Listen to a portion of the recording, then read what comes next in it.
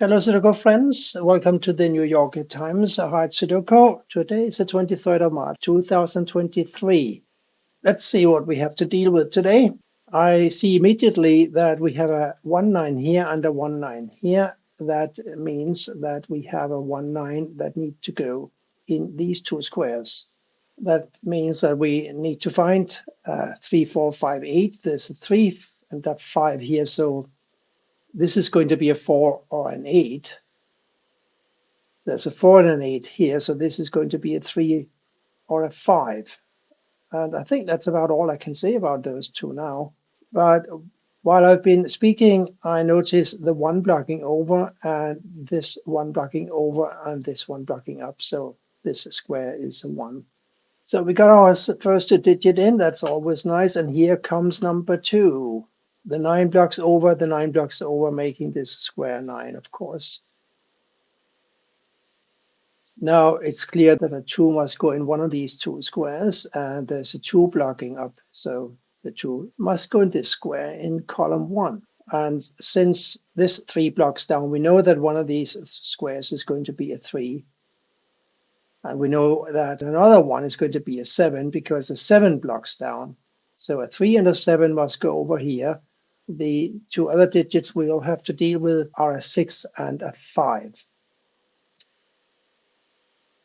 So this square cannot be a 1, 2. It could be a 3, but not a 4. It could be a 5, but not a 6, 7, 8, or a 9. That's still one choice too many for us to enter anything at this time. But one of these squares must be a 6, because this 6 blocks here and this 6 blocks down. So a 6 goes in one of these two squares, and therefore in one of these two squares. Let's have a look at these 3 digits. They obviously can't go here, here, and here, so they must go here, here, and here. Isn't that right? And that gives us a chance to figure out what these 3 digits are going to be. Since they're not going to be a 2, 3, and a 5, they need to be a 4, 7, and an 8. So there's an 8 and a 4 in this column, making this a 7. And these now must be a 4 and an 8. So a 4 must go here, because otherwise we wouldn't have a 4 in the column, would we? So a 4 here and an 8, therefore here. 8 blocks down here, 8 blocks up here, 8 blocks over, 8 goes here. 8 blocks over, 8 blocks up, and 8 blocks over, therefore an 8 must go here now. And this is the only square left for an 8 in column 2. So we got a few digits in. What's left up here in the top row? Certainly not a 1 and a 9. They must go here and here. That's clear. And that means that this square must be a 6. So it's pretty clear now. I think that these squares must be a 3, 6, and a 7. First of all, let's look at the 3 going down here. So one of these is a 3. That's clear, right? A 7 blocks here. So a 7 must go here, like so. One of these is now a 3. And the other digit I was talking about is a 6. And why did I say that one of these has to be a 6? Because this 6 blocks this square. So these two have to be a 3 and a 6. We do have a 6 blocking down. So the 3 must go here and the 6 here. And we do remember the 1, 9 here. The only digit now left out so far in this column is a 5, which must go. Oh, and I just felt it was left out. Here. And these are now a 3 and a 2.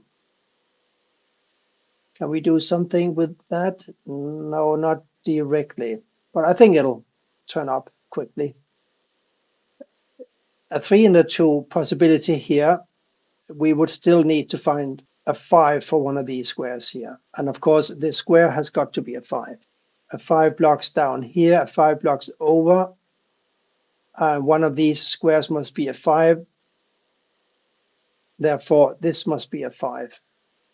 Now we have a 5 candidate in these two empty squares. A 3, 6, and a 7 for these squares here. There's a 3 and a 7 in the column, so automatically this square becomes a 6, and these are now a 3, 7. And that makes this square here 7 because we have a 7 blocking over, right? So a 7 goes here. So a 3 and a 7 here. There's one more digit missing in the row, and that would be a 4. So a 4 must go in one of these squares here. And a 4, 6, and a 9 needed for the first column. There's a 6 and a 9 in this row. So this is a 4, and this is now a 6, 9, along with this square here. These two squares must be a 1 and a 4, because they're the only digits so far missing from this column. There's a 1 blocking here, making this a 4, and this a 1. These two ones block over like so, and we got a couple of ones blocking down, making this a 1, and we know that the other one therefore must be a 9. A 6, 9, and a 5 missing from these squares here. 6, 9, and a 5. Don't really know what to do with that information at this time. So I'll look at something else and see if anything turns up. 4, 5, 6, and 9 necessary for the bottom row. 5 now. So this is a 4, 6. 5 and 9 must go in two of these squares here. That doesn't really turn up anything. A 1 in and 1 and a 9 here still. And a 2 must go in one of these squares. There are only 4 givens in this column 6. But they look kind of promising because I can see we have a 4-8 blocking here and we have a 4-8 blocking here. And that often leads us to some simplification. Let's have a look at this column. We need to find it 2, 3, 4, 5, 9. Oh, 4, 8, 9. So this is a 3, 5. And we have a 4, 8. Hang on. We have a 4, 8 blocking here. We have a 4, 8 blocking here. We have a 4, 8 blocking here. So this is a 4, 8, and this is a 4, 8. These two are 4, 8s. And that means that the remaining 3 digits must be a 3, 5, 9. So a 9 must go here or here. Yes. So a 3, 5, 9 for this square, and this square. And this is blocked by a 9. This is blocked by a 9. The only place a 9 can go is here. That's nice. That's nice. Now this is a 3, 5, and this is a 3, 5. And that 9 here is very good because it gives us a 9 here and therefore here and a 1 here. Now this 1 blocks over. We got a couple of 1s blocking up. So this is a 1.